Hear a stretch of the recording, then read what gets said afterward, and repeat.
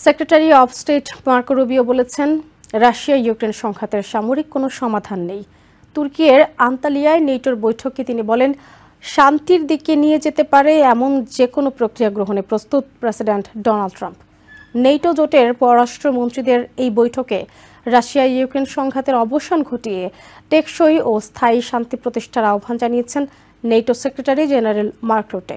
এ সময় তিনি আরও জানান, রাশিয়ার যুদ্ধবিমান নেটোর আকাশসীমায় ঢুকে পড়ায় যে উত্তেজনাকর পরিস্থিতি তৈরির শঙ্কা দেখা দিয়েছে, সে বিষয়ে এস্তোনিয়ার সঙ্গে ঘনিষ্ঠ যোগাযোগ রক্ষা করছেন তারা। ইউক্রেন রাশিয়া সংঘাত নিয়ে নতুন করে শান্তি আলোচনা শুরু হওয়ার সম্ভাবনা তৈরি হলেও আলোচনার আগ মুহূর্তে রুশ প্রেসিডেন্ট ভ্লাদিমির পুতিনের আলোচনায় অনুপস্থিত থাকার সিদ্ধান্তে সৃষ্টি হয়েছে তীব্র বিভ্রান্তি। ইউক্রেনের প্রেসিডেন্ট ভলোদিমির জেলেনস্কির সঙ্গে মুখোমুখি আলোচনার আহ্বান পেয়েও পুতিন সেখানে না যাওয়ায় প্রশ্ন উঠেছে আলোচনার গুরুত্ব ও উদ্দেশ্য নিয়ে। রুশ পক্ষ থেকে জানানো হয়েছে, আলোচক দল এরই মধ্যে ইস্তাম্বুলে পৌঁছেছে এবং তারা গুরুত্বপূর্ণ আলোচনা করতে প্রস্তুত। এই বিষয় নিয়ে তুর্কির আন্তালিয়ায় নেটো জোটের দেশগুলোর পররাষ্ট্রমন্ত্রীদের বৈঠকের পর সংবাদ সম্মেলনে কথা বলেছেন state secretary Marco Rubio. NATO has the opportunity to grow even stronger in the alliance. You know, the alliance is only as strong as its weakest link, and we intend and endeavor to have no weak links in this alliance. Russia Ukraine সংঘাত বন্ধে president Donald Trump সম্ভাব্য প্রায় সবকিছুই করতে প্রস্তুত বলে জানান Marco Rubio. I also think obviously that the big issue on everyone's mind is what's happening with Russia and Ukraine. The President of the United States has been abundantly clear he wants the war to end.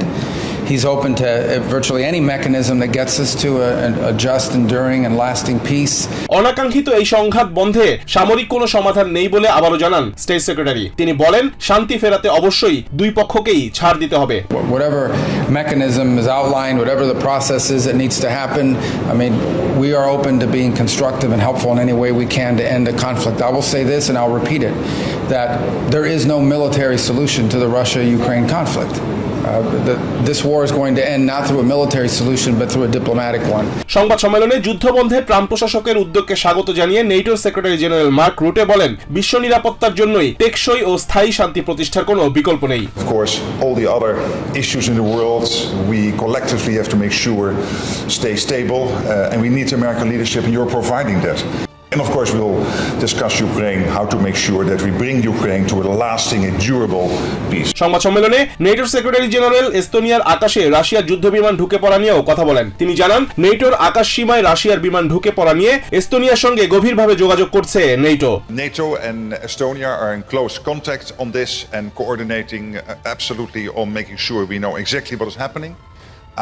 But again, this is why we are active in this region collectively. Of course, Estonia and the other nations on the Baltic Sea, but also as NATO collectively making sure we keep this part of NATO territory safe. এর আগে এস্তোনিয়ার প্রধানমন্ত্রী জরুরি এক সংবাদ সম্মেলনে অভিযোগ করে বলেন, ব্রিটিশ নিষেধাজ্ঞার আওতাধীন একটি তেলবাহী ট্যাঙ্কার আটকাতে গিয়ে নেটোর আকাশসীমা লঙ্ঘন করেছে একটি রুশ যুদ্ধবিমান, যা নিয়ে ওই অঞ্চলে উত্তেজনা বৃদ্ধির শঙ্কা তৈরি হয়েছে। নিউ ইয়র্ক লিবার্টি ইন্টারন্যাশনাল এয়ারপোর্টে ধারাবাহিক যান্ত্রিক গোলযোগ এবং বিমান চলাচল নিয়ন্ত্রণ কর্মকর্তার সংকট নিরসনে আরও সময় চেয়েছেন ট্রান্সপোর্ট সেক্রেটারি শন ডাফি। বুধবার বাজেট ক্যাপিটালে হাউস কমিটির শুনানিতে কথা বলেন তিনি। ডাফি জানান, বিমানবন্দর আধুনিকায়নে বাইডেন প্রশাসনের 4 বছরের ব্যর্থতা কাটিয়ে চলমান সংকট নিরসনে কাজ করছে ট্রাম্প প্রশাসন। জনগণের অর্থ বাঁচিয়ে দ্রুত নিউ ইয়র্ক বিমানবন্দরকে যুগোপযোগী করা হচ্ছে বলে আশ্বাস দেন ডাফি। বাজেট চাইতে গিয়ে transportation, housing and urban development appropriation subcommittee তীব্র জেরার মুখে পড়েন transport secretary Sean Duffy. New York বিমানবন্দরে 2 সপ্তাহের ব্যবধানে 3টি মারাত্মক যান্ত্রিক গোলযোগের দায়ভার নিতে আবারও অস্বীকৃতি জানান তিনি। বলেন, এই সংকট নিরসনে কাজ করছে ট্রাম্প প্রশাসন। বিমান চলাচল নিয়ন্ত্রণ কর্মকর্তা সংকটের জন্য ট্রাম্প প্রশাসনের গণছাঁটাই কোনোভাবেই দায়ী না বলে মন্তব্য করেছেন ডাফি। তিনি বলেন, একজন বিমান চলাচল নিয়ন্ত্রণ কর্মকর্তাকেও জোর করে ছাঁটাই করেনি ট্রান্সপোর্টেশন ডিপার্টমেন্ট। বিমান চলাচল নিয়ন্ত্রণের কাজে প্রায় 3000 কর্মকর্তা শূন্যতার জন্য বাইডেন প্রশাসনের ব্যর্থতাকেই দায়ী করলেন ডাফি। ট্রান্সপোর্ট সেক্রেটারি দাবি করেন, নিউ ইয়র্ক বিমানবন্দরের অবকাঠামো গত 100 দিনে নষ্ট হয়নি, বরং তা 4 বছরের ধারাবাহিক অবহেলার ফসল। ব্যয় সংকোচন চলছে, কিন্তু কর্মকর্তার সংকট কাটাতে দরকার হলে নতুন কর্মী নিয়োগে পেছপা হবেন না বলে নিশ্চিত করেন ডাফি। তবে এই বিমানবন্দর আধুনিকায়নে সময় লাগবে বলে মন্তব্য করেন তিনি। এদিকে ফেডারেল এভিয়েশন অথরিটির deputy chief operating officer Franklin Macintosh বলেন, ওয়াশিংটন ডিসির বিমান চলাচল নিয়ন্ত্রণ কর্তৃপক্ষ এবং পেন্টাগনের দ্রুত যোগাযোগের জন্য একটি হটলাইন ৩ বছর ধরে নষ্ট। সেনেট কমার্স কমিটির চেয়ার টেড ক্রুজকে বুধবার এ তথ্য জানান তিনি। গত জানুয়ারিতে ওয়াশিংটন ডিসির আকাশে একটি আমেরিকান এয়ারলাইন্স জেট এবং সামরিক হেলিকপ্টারের সংঘর্ষ হয়। এতে ৬৭ জন মানুষ মারা যায়, যা ২০০১ সালের পর সবথেকে ভয়াবহ বিমান দুর্ঘটনা। বুধবারের শুনানিতে এই বিষয় নিয়ে আলোচনা হয়। ট্রাম্প প্রশাসনের কঠোর অভিবাসন নীতির অংশ হিসেবে হ্যাবিয়াস কর্পাস রিট স্থগিতের বিষয়ে সমর্থন জানালেন হোমল্যান্ড সিকিউরিটি সেক্রেটারি ক্রিস্টি নম। বুধবার হাউস কমিটির এক শুনানিতে তিনি বলেন, বাইডেন প্রশাসন দেশে আক্রমণ হওয়ার সুযোগ করে দিয়েছে, তাই হ্যাবিয়াস কর্পাস স্থগিত করার সিদ্ধান্ত সংবিধানসম্মত। তবে প্রেসিডেন্ট ট্রাম্প এ বিষয়ে এখনও কোনো চূড়ান্ত সিদ্ধান্ত নেননি বলে জানান নম। শুনানিতে ডেমোক্র্যাটদের সমালোচনার শিকার হন ক্রিস্টি নম। কমিটির শীর্ষ ডেমোক্র্যাট কংগ্রেসম্যান বেনি থমসন অভিযোগ তোলেন, ক্রিস্টি নমের নেতৃত্বে হোমল্যান্ড সিকিউরিটি ডিপার্টমেন্ট নিয়ন্ত্রণের বাইরে চলে গেছে, মানুষের ক্ষতি হচ্ছে। হেবিয়াস কর্পাস এমন একটি মৌলিক আইনি অধিকার যা কোনো আটক ব্যক্তিকে আদালতে সশরীরে উপস্থাপনের নির্দেশ দেয় এবং কর্তৃপক্ষকে ওই ব্যক্তিকে আটকের আইনি ভিত্তি প্রমাণ করতে বাধ্য করে। সম্প্রতি হোয়াইট হাউসের deputy chief of staff Stephen Miller জানান, এই আইনি অধিকার স্থগিতের বিষয়ে বিবেচনা করা হচ্ছে। সংবিধান অনুযায়ী শুধুমাত্র দেশে বিদ্রোহ বা আক্রমণের মতো পরিস্থিতি তৈরি হলে হেবিয়াস কর্পাস রিট স্থগিত করা যায়। তাই ট্রাম্প প্রশাসনের এমন পরিকল্পনা নিয়ে উভয় দলের আইন তাদের মধ্যে ব্যাপক সমালোচনার সৃষ্টি হয়।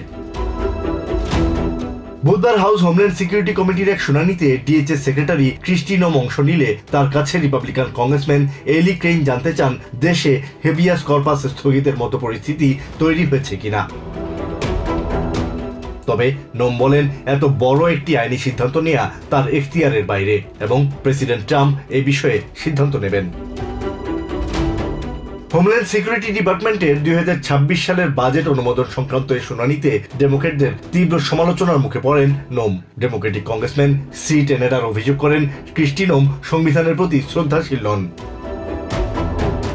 কমিটির র্যাঙ্কিং মেম্বার কংগ্রেসম্যান বেনি থমসন বলেন, নোমের নেতৃত্ব ডিএচএস এর জন্য একটি দুঃখজনক ঘটনা। থমসন অভিযোগ তোলেন, নোমের নেতৃত্বে হোমল্যান্ড সিকিউরিটি ডিপার্টমেন্ট আইন ভঙ্গ করছে। বাজেট নিয়ে এই শুনানি ট্রাম্পের অভিবাসন নীতি নিয়ে বিতর্কে পরিণত হয়। আদালতের আদেশ সত্ত্বেও মেরিল্যান্ডের বাসিন্দা কিলমার আব্রেগো গার্সিয়াকে দেশে ফিরিয়ে না আনায় ট্রাম্প প্রশাসনের সমালোচনা করেন কংগ্রেসম্যান ড্যান গোল্ডম্যান। ক্রিস্টি নোম পাল্টা অভিযোগ করেন, গোল্ডম্যান একজন অপরাধীর পক্ষে লড়ছেন। এছাড়া কংগ্রেসের আলাদা শুনানিতে আইসের অ্যাক্টিং ডিরেক্টর টড লিওন্স জানান, গত জানুয়ারি থেকে এখন পর্যন্ত আইসের হেফাজতে ৯ জনের মৃত্যু হয়েছে। অভিবাসীদের আটক রাখা কারাগারগুলোর মানবাধিকার পরিস্থিতি নিয়ে ডেমোক্র্যাটদের সমালোচনার মুখে পড়েন তিনি। আমেরিকার প্রেসিডেন্টের সম্মানে কাতারের উপহার দেওয়ার বিষয়টি ভিন্ন খাতে প্রবাহিত করার চেষ্টা দুঃখজনক, এমন মন্তব্য করেছেন কাতারের প্রধানমন্ত্রী Sheikh Mohammed bin Abdul Rahman Al Thani.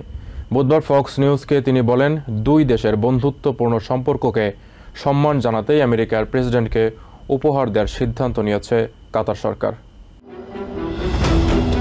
আমেরিকার প্রেসিডেন্টকে বোয়িং নির্মিত বিমান উপহার দেয়াকে স্বাভাবিক ঘটনা বলে দাবি করেছেন কাতারের প্রধানমন্ত্রী Sheikh Mohammed bin Abdul Rahman Al Thani. Fox নিউজকে তিনি বলেন, কারো ব্যক্তিগত স্বার্থে কাতারের পক্ষ থেকে আমেরিকার জনগণকে উপহার দেওয়া হয়নি।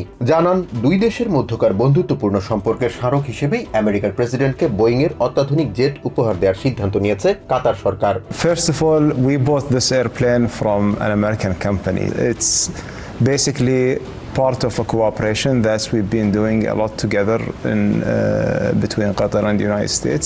কাতারে প্রথমবারের মতো আমেরিকার কোনো প্রেসিডেন্ট সফর করেছেন উল্লেখ করে প্রেসিডেন্ট ডোনাল্ড ট্রাম্পকে ধন্যবাদ জানান আব্দুল রহমান আল থানি। বলেন, প্রেসিডেন্ট ট্রাম্পের সফরকে স্মরণীয় করে রাখতে কাতার সরকারের উপহার দেওয়ার ইচ্ছাকে ভিন্ন খাতে প্রবাহিত করার চেষ্টা দুঃখজনক। Unfortunately, I see that this story is taking a different direction and is being more politicized while it's a normal government-to-government deal. এদিকে কাতারের দেয়া বোয়িং 747-8 বিমানটি এয়ারফোর্স ওয়ানে ব্যবহার করা নিয়ে সমালোচনার মুখে পড়েছেন ডোনাল্ড ট্রাম্প। এরই মধ্যে অন্য দেশের উপহার ব্যক্তিগতভাবে ব্যবহারের ইচ্ছা প্রকাশ করে ট্রাম্প বিশেষ সুবিধা নিতে চান বলে অভিযোগ করেছেন ডেমোক্রেটিক আইন প্রণেতারা। এছাড়া রিপাবলিকান কংগ্রেস সদস্যদের একাংশের অভিযোগ কাতারের উপহার দেশের নিরাপত্তাকে হুমকিতে ফেলেছে।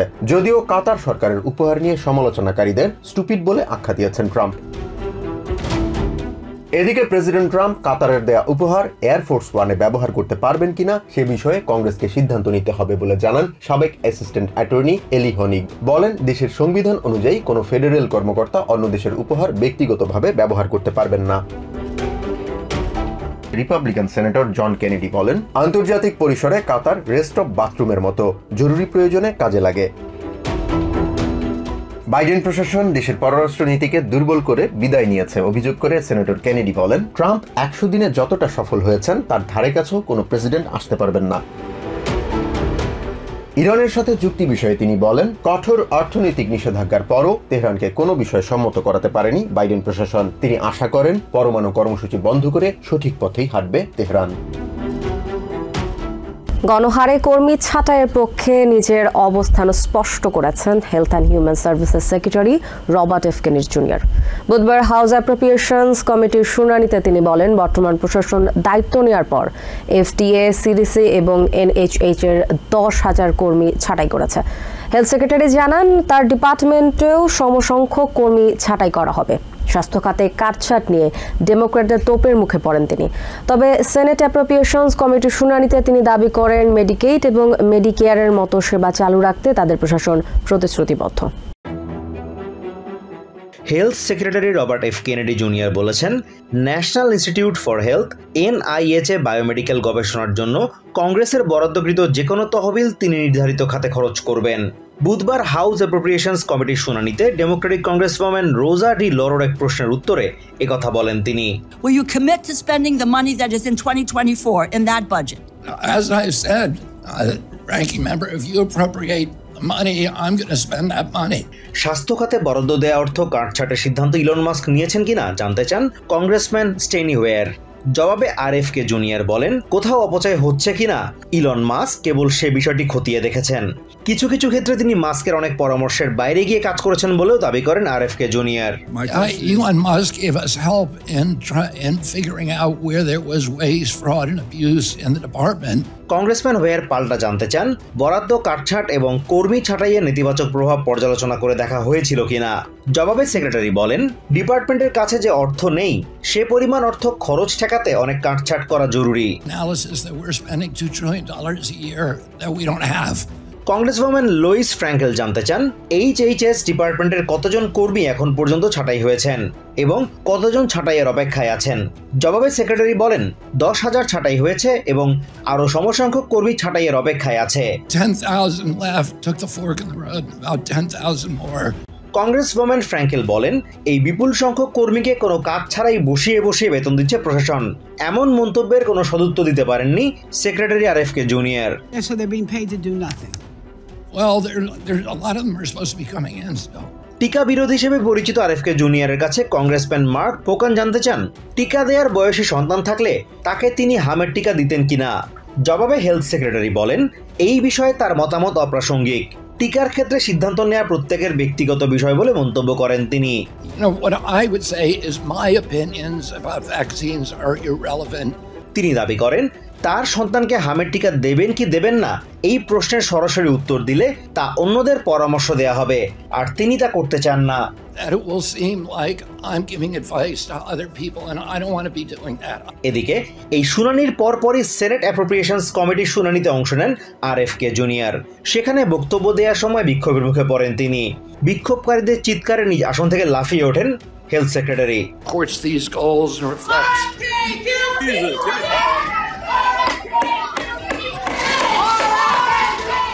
এ সময় বিক্ষোভকারীদের সেখান থেকে সরিয়ে দেয়া হয়। এরপর আবারও বক্তব্য দিতে শুরু করেন তিনি। আগামী বাজেটে তার ডিপার্টমেন্টের পরিকল্পনা তুলে ধরেন। মেডিকেইড এবং মেডিকেয়ার কর্মসূচি আগের মতোই অব্যাহত রাখার আশ্বাস দেন।